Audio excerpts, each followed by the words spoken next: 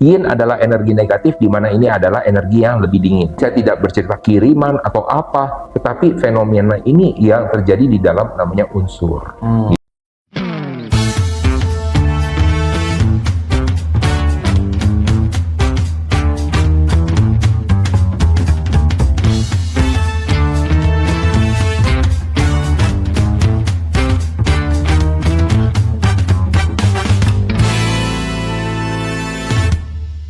Upgraders, jumpa lagi bersama dengan saya Roni Francis dalam program Upgrade Metafisika, di mana kita akan membahas hal-hal yang tidak logis bisa menjadi logis di sini bersama dengan narasumber kita yang sudah pastinya harusnya Anda sudah tahu juga, konsultan tanah, yaitu adalah Bro Upang. Nah, ketemu lagi Bro Upang ya. Ya, tetap dengan seragam formal ya. Tetap dengan seragam formal. Loh, bener kan? Oke, kali ini kita akan lebih banyak membahas tentang fenomena mistik ya. Misalkan contoh pegangan seseorang ya mungkin Upang juga punya pengalaman atau mengamati seseorang, melihat ya silahkan, orang dekat atau orang jauh silahkan.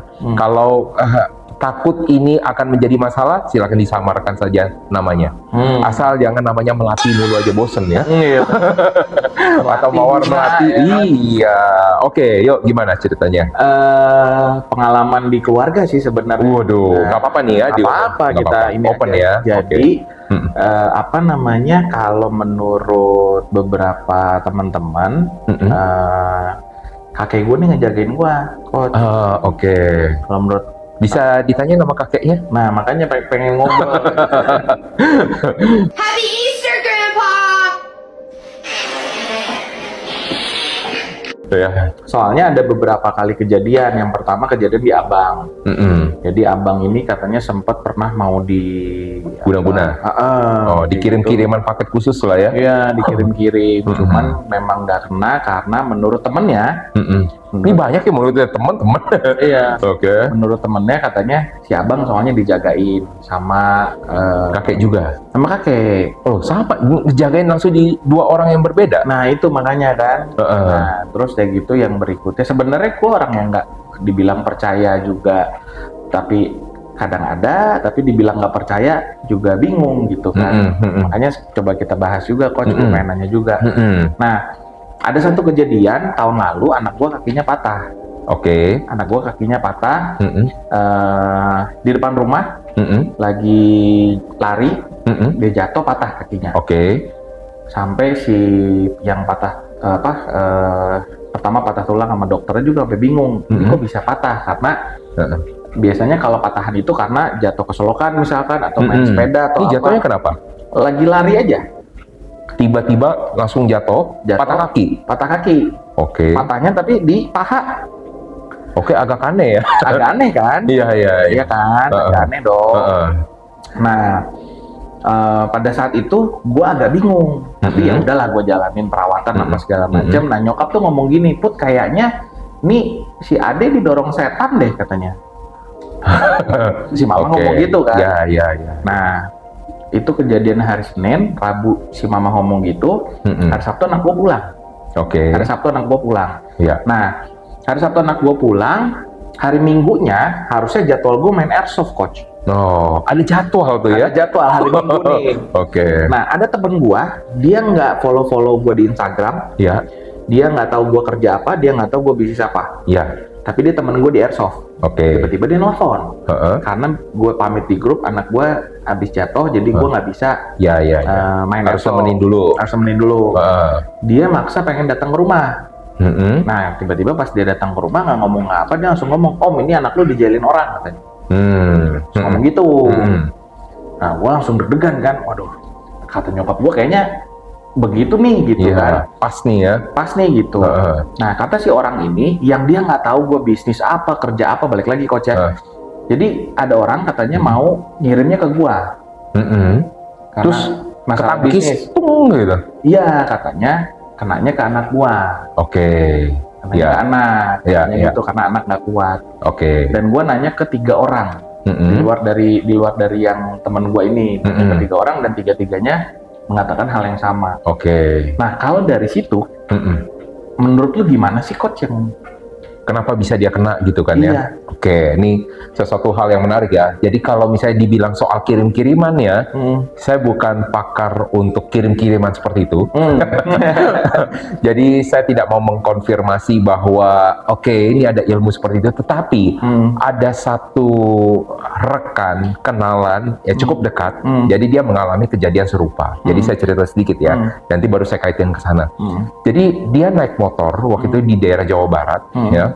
Dan dia bekerja di dalam satu perusahaan dan dia cukup bagus prestasinya, cepat naik. Nah, ada masalah kalau orang cepat naik.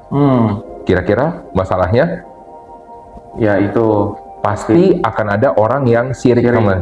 Ketika sirik, tidak bisa melakukan sesuatu sama dia karena jabatan lebih tinggi, melakukan lewat jalur udara. jalur udara.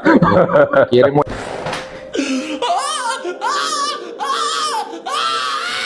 PA. Nah, akhirnya dia seperti biasa naik motor sampai di lampu merah, tidak ada angin, tidak ada apa. Semua motor yang lain biasa kalau namanya motor kan semua kayak kompakan barengan di depan baris di depan. Cuman dia yang jatuh cepluk kayak, dan dia merasa akhirnya masuk rumah sakit. Dia merasa dia langsung kayak pingsan. Bukan kayak pingsan, dia pingsan sih selama 3 hari kalau nggak salah dia pingsan.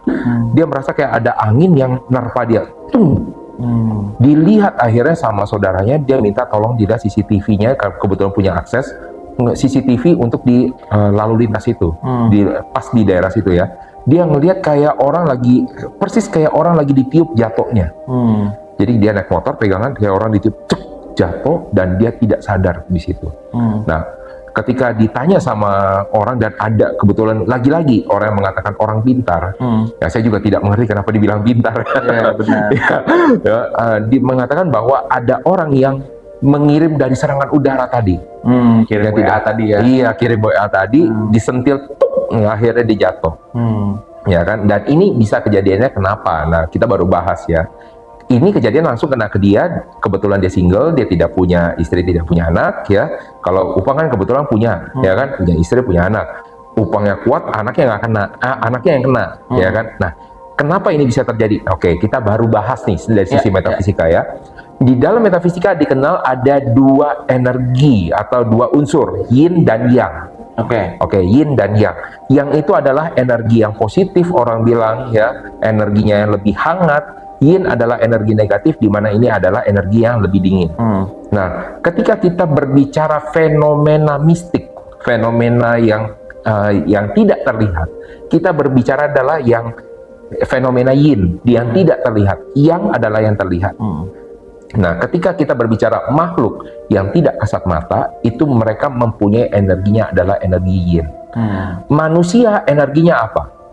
Otomatis manusia energinya yang, betul nggak? Seharusnya. Tetapi ternyata di dalam manusia sendiri energi orang itu berbeda-beda. Ya, bisa energinya yang, bisa ada energinya yin. Itulah yang menjelaskan kenapa ada orang yang mudah dimasuki, ada orang yang susah dimasuki. Kalau keseluruhan peta unsurnya dia adalah unsur yang, maka secara otomatis dia mudah terproteksi, ya, dan dia sulit untuk dimasuki. Nah, kalau saya lihat ya, secara ini ya, secara tanggal lahir misalnya dari Upang sendiri. Dari Upang sendiri ternyata itu saya belum lihat secara detail, tetapi kalau saya lihat sementara sedikit aja, ternyata ada unsur yangnya lebih banyak. Jadi kenapa secara nature, alami, Upang itu lebih ke unsur yang, lebih sulit untuk unsur yang ini untuk mempengaruhi. Ingat, unsur menarik unsur yang sama, frekuensi menarik frekuensi yang sama. Jadi ini yang bisa dimasuki. Jadi ada beberapa orang yang bilang, oke, bagaimana cara saya memproteksi diri? Memproteksi diri ya. Jadi ada orang yang tidak perlu melakukan apapun, dirinya sudah terproteksi. Kita tidak bercerita karena dari pengaruh leluhur atau pengaruh dari mana, tetapi secara frekuensi dari petanya unsurnya adalah unsur yang lebih banyak. Secara otomatis ketika ada orang unsur yin ini untuk masuk susah, butuh effort yang sangat besar. Bisa nggak masuk? Bisa. Dia harus melakukan effort yang lebih besar. Tapi ada orang yang ada unsur yin-nya lebih banyak, lebih dominan. Inilah yang lebih mudah didekati. Maka kalau kita berbicara soal klinik, ya, maka dia akan mencari sasaran yang terlemah terlebih dahulu. Oke. Nah, itu yang menjelaskan ya, kenapa, oh saya deketin si ininya dulu aja, karena dia adalah sasaran yang lebih empuk. Ngapain kita cari sasaran yang lebih susah? Cari sasaran yang empuk, nah nanti otomatis, nah secara misalnya mental, pasti akan kena dong Upang. Nah, disinilah letak bukan hanya dari segi petanya saja, tetapi unsur manusianya. Ingat, Cosmic Trinity ada unsur manusia, di mana manusia secara mental akhirnya Upang ini menjauhi hal-hal yang lain, misalnya bersosialisasi dengan orang yang karena dia harus menemani, ya kan? Kemudian, nah contoh ibadah, ritual itu adalah salah satu unsur yang juga, ya. Tapi ini secara agama ya. Jadi ketika kita melakukan itu, kita sebenarnya menambah elemen atau unsur itu. Jadi makanya orang bilang kalau orang banyak ibadah atau banyak apa, lebih kuat, kayak ada pagernya, membuat menambah itu. Nah, ketika orang menarik diri dari sosial, dia tidak melakukan ibadah lagi, maka energi yang dia akan berkurang tabungannya. Jadi banyak energi yin. Nah, disitulah dia akan mudah dimasuki. Walaupun chartnya bagus, tapi ini kayak tabungan awal. Nah, akhirnya tergerus. Nah, ketika tergerus, orang yang kuat tadi kan ada saatnya dia lemah. Disitulah saatnya dia masuk. Nah, saat ini saya tidak tahu ya, Upang berarti sudah memagari dirinya, dan secara petanya dia udah kuat nih. Dia memagari dirinya lagi misalkan ya, dengan pengaruh dari lingkungan, rumahnya juga udah dipagarin yang bagus misalkan ya. Terus kemudian dia menambah dari ritual agamanya sendiri. Nah, ini udah kuat nih. Tapi coba contoh anak begitu nggak? Rajin nggak dia ibadah? Ingat nggak dia selalu? Ya kan? Karena yang namanya ibadah bukan hanya sekedar ritual. Dia melakukan apa, dia yakin nggak di situ. Kalau dia punya keyakinan di situ, baru dia bisa memagari dirinya. Kalau dia hanya ritual, dia tidak akan bisa. Nah, disitulah kenapa anak jauh lebih mudah masuk dibandingkan orang tua. Coba kalau Anda lihat ya, upgraders ya, banyak sekali kasus-kasus yang mistik seperti ini. Lebih banyak dimasukin dari mana? Dari anak dulu. Karena anak itu belum punya konsep, belum punya pagar yang kuat, dan itu akan jauh lebih mudah masuk, ya kan? Nah, itu yang terjadi Upang. Kalau soal tadi, sama seperti teman saya, kenapa akhirnya saya balik ke teman saya tadi, kenapa akhirnya dia bisa ketiup, misalnya itu bisa jatuh, ternyata di saat orang dia naik lebih jumawa, dia meninggalkan yang selama ini dia lakukan. Nah, di saat dia jatuh, dia baru balik lagi. Nah, di saat itu dia baru bisa akhirnya sembuh, gitu loh. Nah, ini yang terjadi kan, banyak yang kejadian ketika saya mendekat ya kepada yang di atas, dia baru mulai membangun pagarnya lagi. Tapi ketika dia lagi bagus-bagus, dia itu justru menarik diri. Nah, di sini dia lupa membangun pagar. Itu yang terjadi sebenarnya.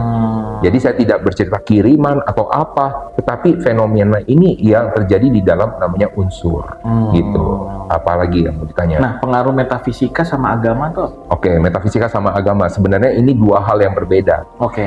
Metafisika itu seperti ibaratnya gravitasi.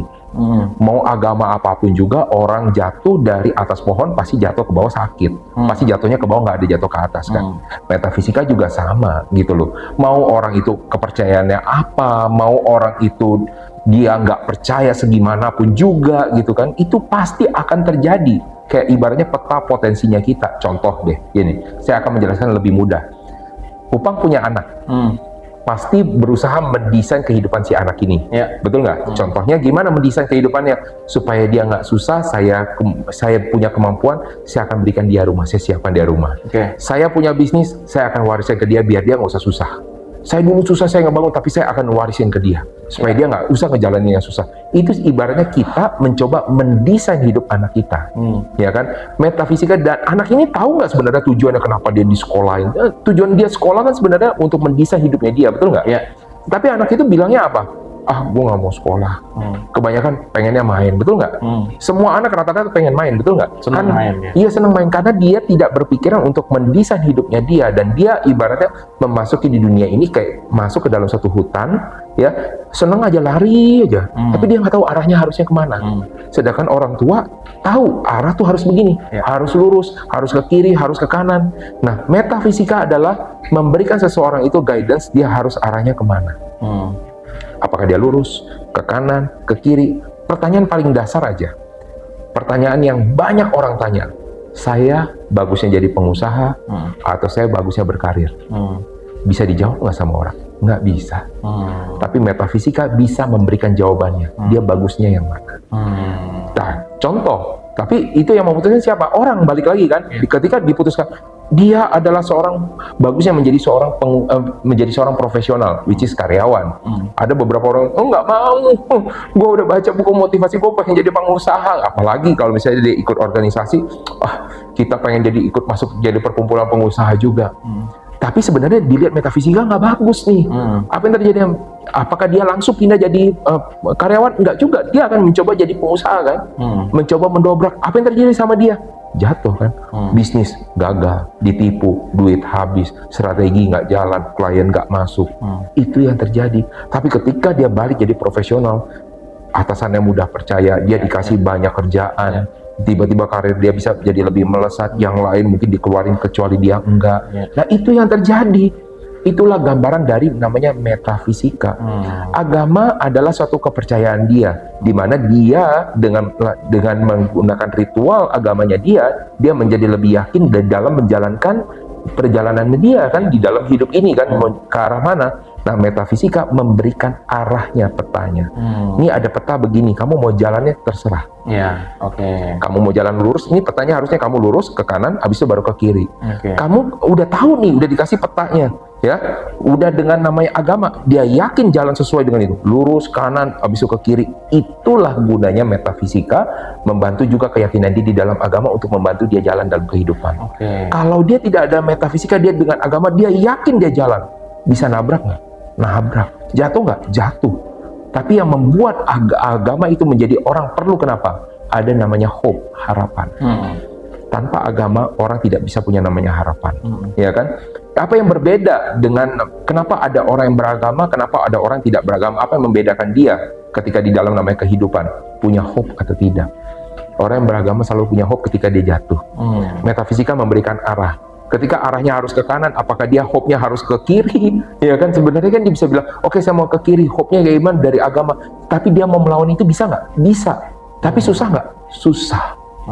Nah, contoh begini aja deh. Kita berenang. Saya bilang, Upang bisa berenang? Bisa. Kalau berenang sesuai dengan arah arus, kita gampang nggak berenangnya? Ngelawan arus? Enggak, berenang sesuai dengan arus.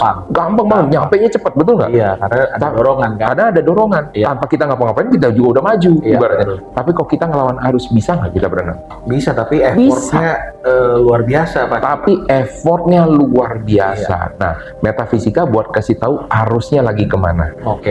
Agama membuat kita bisa semangat menjalaninya. Kalau kita tetap mau ke kiri, padahal metafisika bilang ke kanan, bisa nggak? Bisa, kita tetap semangat ke kiri. Tapi effortnya luar biasa nggak? Luar biasa. Itu kaitan agama dengan metafisika. Berarti metafisika itu sebenarnya ilmu ya? Ilmu ya.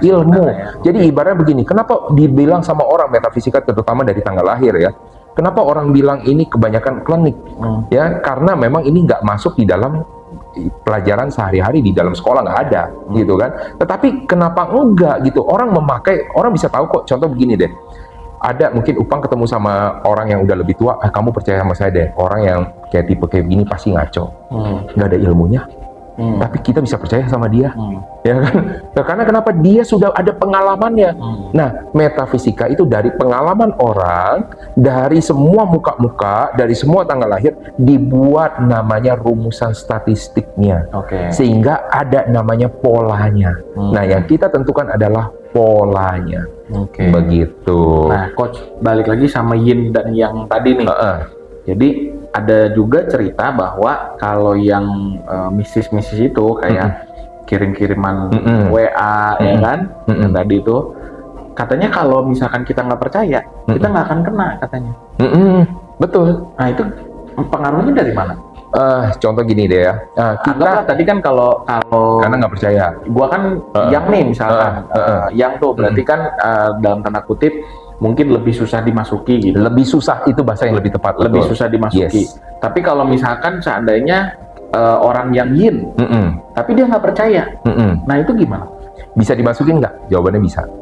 Oh, itu dia tidak percaya. Nah, saya punya satu partner ya, dia orangnya yang karakternya yang, dan dia tidak percaya sama sekali, even a little bit itu dia tidak percaya. Oke. Kenyataannya Dia kena. di dalam 1 tahun, di dalam 1 tahun tertentu, 1 tahun dia kena kiriman. 1 tahun dia kena kiriman. Apa yang terjadi sama dia? Disembuhin dengan orang pintar, dengan orang yang rohaniwan, dikeluarin masuk lagi, dikeluarin masuk. Selama 1 tahun.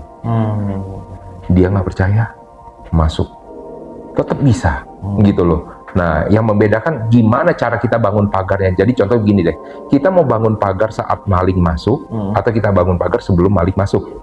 Yang benar yang mana? Yang sebelum dong. Betul. Nah, pada saat itu apa yang terjadi? Karena di saat itulah, nah apa kuncinya? Kebanyakan orang yang kena masuk jumawa.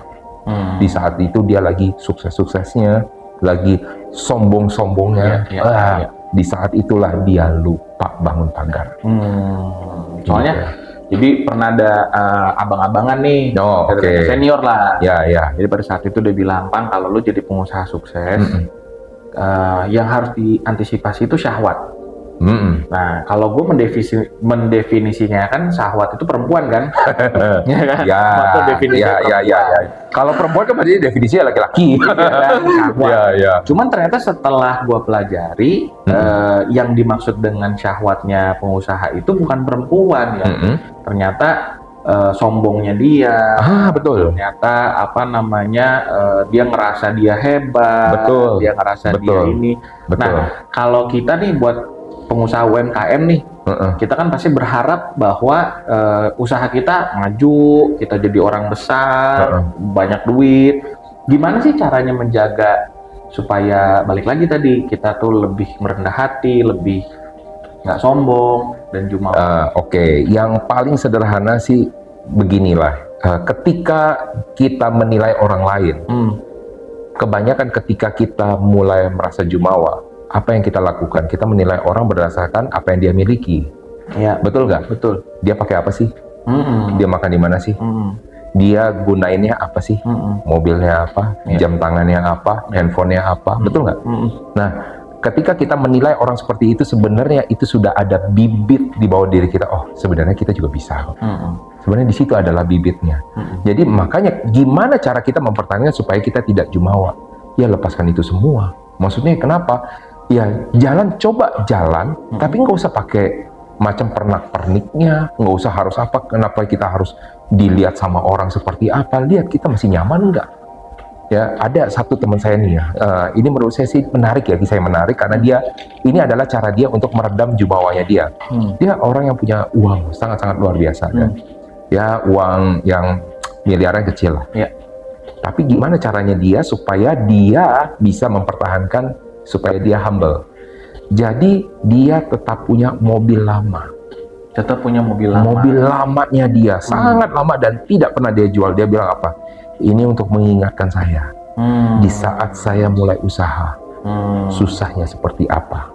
Jadi ketika saya pakai, saya tahu tidak mudah untuk nyampe posisi sekarang. Itu yang dia lakukan sampai sekarang. Jadi punya nggak dia mobil sport? Punya. Tapi kadang-kadang dia pakai mobil lamanya dia buat mengingatkan dia. Nah, supaya dia nurunin syahwatnya itu ya. Betul, nurunin syahwat. Karena ya otomatis ya setiap orang yang naik ini kejadian ya dengan ada banyak yang kisah klinik-klinik ini ya, jatuhnya di mana? Di situ. Betul tadi yang dibilang ya, jatuhnya di sana. Jadi gimana caranya kita harus bisa mempertahankan tidak menggunakan apapun juga. Nah, saya misalnya contoh ya, kalau saya lebih sukanya seperti ini. Saya lebih suka pakai kaosan, jeans, pakai kayak ibaratnya sendal jepit doang aja jalan. Orang nggak dilihat sama orang, kitanya ngerasa apa? Coba kita lihat jalan nih, ya jalan.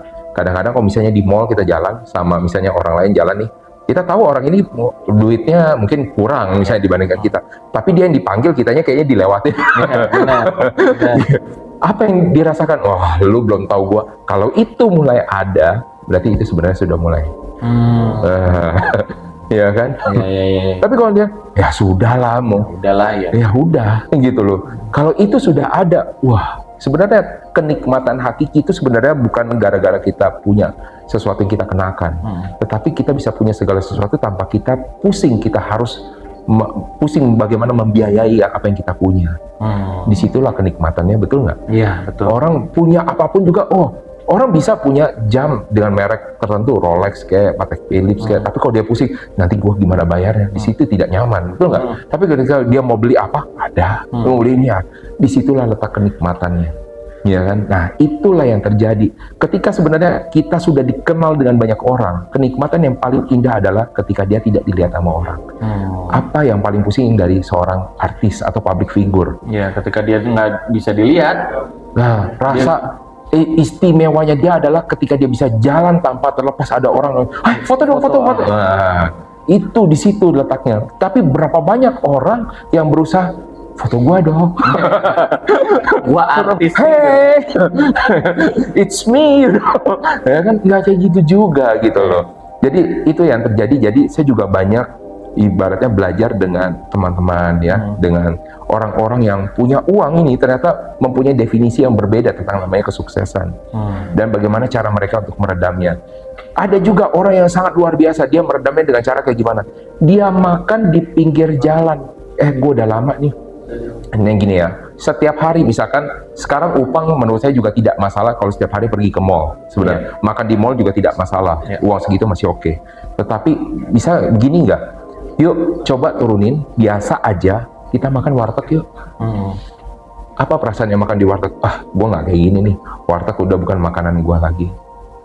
Nah, coba di level saya ketika dulu saya jadi pimpinan cabang aja waktu di bank tertentu ya, banyak sekali yang pimpinan cabang yang ibaratnya warteg tuh bukan mainan gue lagi. Ya kan, ibaratnya dia kalau masuk tuh harus rumah makan minimal. Ya, kalau orang kayak los-losan, kios-kios itu kecil, rumah makan minimal. Tapi untuk membiayai egonya, betul. Itulah yang banyak jadi masalah. Jadi pertanyaan bagus banget. Nah, saya nggak tahu kalau upang meredamnya dengan cara kayak gimana. Nah, itu kadang-kadang si syahwatnya itu kan kadang-kadang suka muncul. Karena ego kan. Iya, iya. Tapi kalau misalkan bicara makan, gue orang yang masih bisa makan di warteg, bahkan masih sering. Kadang nggak punya duit juga kita. Yang ngomong nggak punya duit ya pasti di kantor. Menghitung uang lebih terasa manis daripada madu. Uang ini, uang itu, keuntungan akan membuat dompetku tebal. Ada rekening sih nolnya banyak. Duit juga. Nah, kayak gitu. Tapi itu hal yang menarik karena disitulah letak banyak orang jatuh. Bukan hanya laki-laki tapi banyak perempuan. Nah, yang banyak jatuh siapa? Kebanyakan bukan laki-laki loh. Zaman sekarang itu kan kalau bisa dibilang ada emansipasi wanita kan. Justru yang paling rentan adalah perempuan. Karena perempuan melihat orang lain berdasarkan penampilan. Apa yang dilihat dari atas sampai bawah bukan karena nafsu ya. Melihat dengan perempuan lain, dia bawa apa nih? Oh, bajunya ini. Kira-kira harga berapa nih? Asli atau enggak? Kan bisa begitu kan? Iya. Nah, betul, julid ya. Julid kayak gitu ya kan. Tapi kalau misalnya laki-laki kan enggak ya. Iya. Laki-laki kan biasa aja. Tapi kalau dia ada sesuatu yang tertentu aja misalnya, jam tangannya bagus tuh. Baru kan. Mobilnya sport itu gue juga pengen nih. Kan baru ada kayak begitu. Apalagi kalau bilang, mobil lu apa? Nah, kalau apa namanya kan ada buku namanya The Secret kan. The Secret. Jadi itu tuh bahas tentang afirmasi. Afirmasi kan. Afirmasi ya. Nah, buku itu tuh sama metafisika ada hubungannya nggak sih?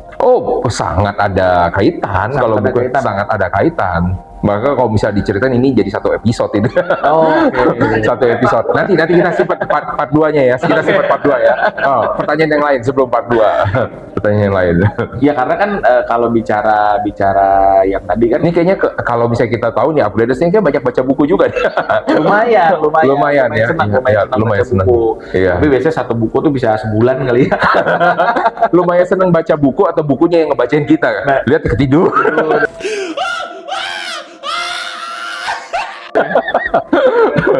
Bukan gue senang sama hal-hal yang berbau positif lah.